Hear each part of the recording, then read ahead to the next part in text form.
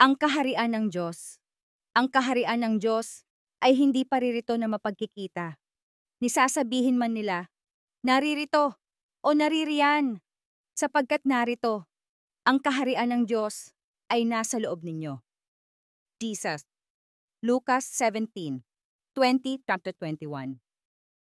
Ang mga kaharian at institusyon ng mundo ay makikita lahat, na may nakikitang upuan ng pamahalaan o punong himpilan.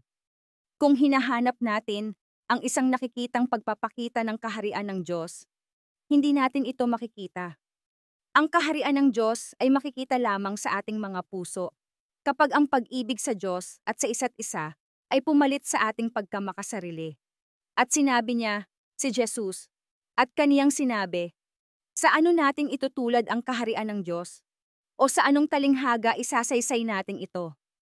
Marcos 4:30. Gaano kahirap ang paghahanap ng mga salita sa wika ng tao na nagpapahiwatig ng tumpak na larawan ng kaharian ng Diyos sa mga pamilyar lamang sa mga kaharian ng mundo na ito. Sumagot si Jesus at sa kanya'y sinabi, katotohanan, katotohanang sinasabi ko sa iyo, maliban na ang tao'y ipanganak na muli, ay hindi siya makakakita ng kaharian ng Diyos. Juan 3:13. Gawain ng banal na espiritu na ipaunawa ang mga espiritual na bagay. Kapag tinatanggap natin ang banayad na impluwensya ng banal na espiritu, ang espiritual na katotohanan ay mauunawaan, gagawing posible na makita o maunawaan ang kaharian ng Diyos. Ang pagbabago ng pananaw sa bagong katotohanan na ito ay nakikipagkasundo at nagbibigay buhay, tulad ng pagiging ipinanganak muli. Ang banal na espiritu ay hindi limitado sa pagtatrabaho sa loob ng mga hangganan ng relihiyon, tulad ng kung minsan ay naisip natin. Nagsasalita siya sa lahat ng bagay, anuman ang karanasan, lokasyon sa planeta, o nag-aangking ideolohiya. Kahit na ang mga ateista ay hindi ligtas sa gawain ng banal na espiritu sa puso. Hindi tinataglay ng Diyos ang ating kakitiran ng isip sa pagkiling, at hindi nasasaktan kapag ang isang tao ay hindi nagpahayag ng paniniwala sa kanyang pag-iral.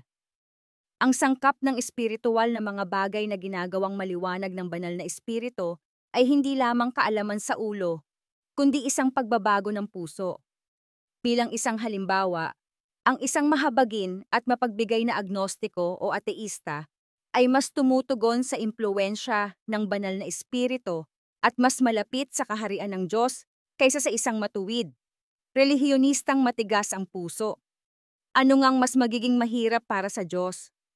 Ang baguhin ang kaisipan ng tao tungkol sa kanyang pag-iral o ang baguhin ang suwail na matigas na puso at dinadala nila sa kanya ang maliliit na bata upang sila'y kaniyang hipuin at sinaway sila ng mga alagad.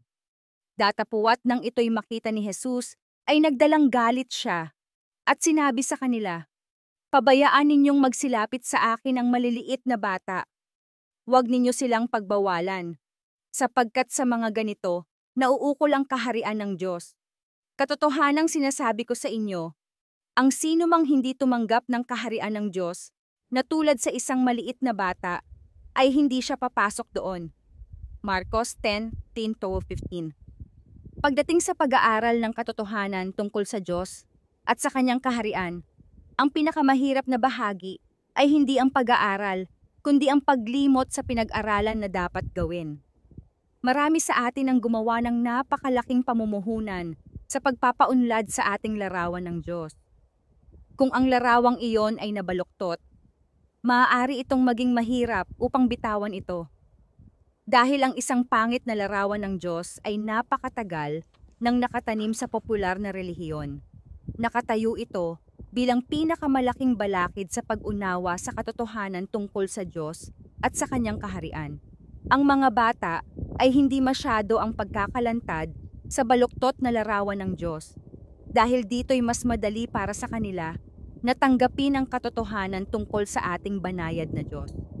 Nang oras na yaon, ay nagsilapit ang mga alagad kay Jesus, na nangagsasabi, sino nga baga ang pinakadakila sa kaharian ng langit? At pinalapit niya sa kanya ang isang maliit na bata.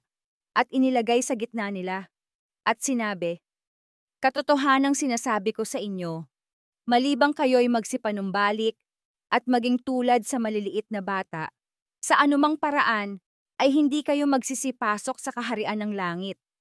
Sino man ngang magpakababa na gaya ng maliit na batang ito, ay siyang pinakadakila sa kaharian ng langit." Mateo 1:4. Ang kaharian ng langit ay kabaligtaran ng mga kaharian ng mundo. Walang lugar para sa pagmamataas, pagmamanipula, pamimilit, o pagmamataas ng posisyon. Kailangan natin ang pagtitiwala na kagaya ng pagtitiwala ng isang bata sa ating Ama sa Langit at bukas na pagpayag na maturuan. Tulad ang kaharian ng langit sa natatagong kayamanan sa bukid, na nasumpungan ng isang tao at inilihim, at sa kaniyang kagalakay yumaon, at ipinagbili ang lahat niyang tinatangkilik, at binili ang bukid na yaon. Gayon din naman, ang kaharian ng langit ay katulad ng isang taong nangangalakal na humahanap ng magagandang perlas. At pagkasumpong ng isang mahalagang perlas, ay yumaon siya at ipinagbili ang lahat niyang tinatangkilik, at binili yaon. Mateo 13:44-46.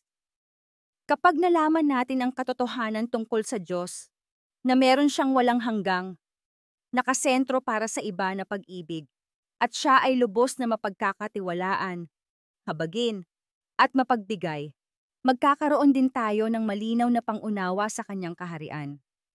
Makikita natin ang ating baluktot na larawan ng Diyos bilang walang kabuluhan at malugod na ibenta ito upang bilhin ang tunay na larawan ng Diyos at sa kanyang kaharian.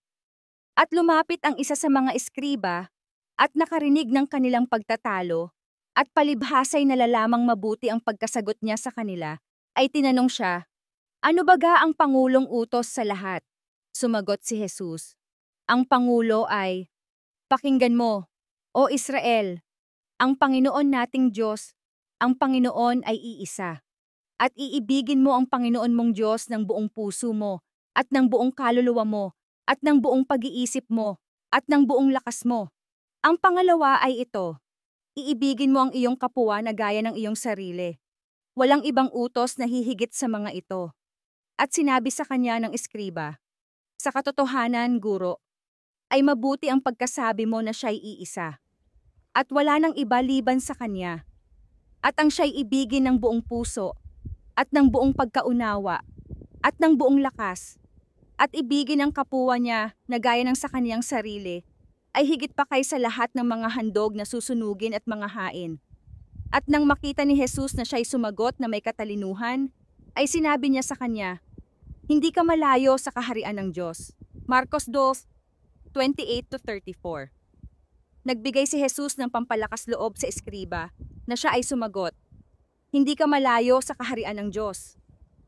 Ang eskriba ay nagpahayag ng mas malalim na pag-unawa sa espiritual na katotohanan kaysa sa karamihan.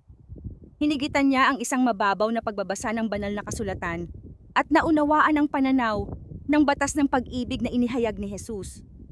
Ano ang kagaya ng lupa na magiging bago kapag ang batas ng pag-ibig ay ang tanging batas ng lupain?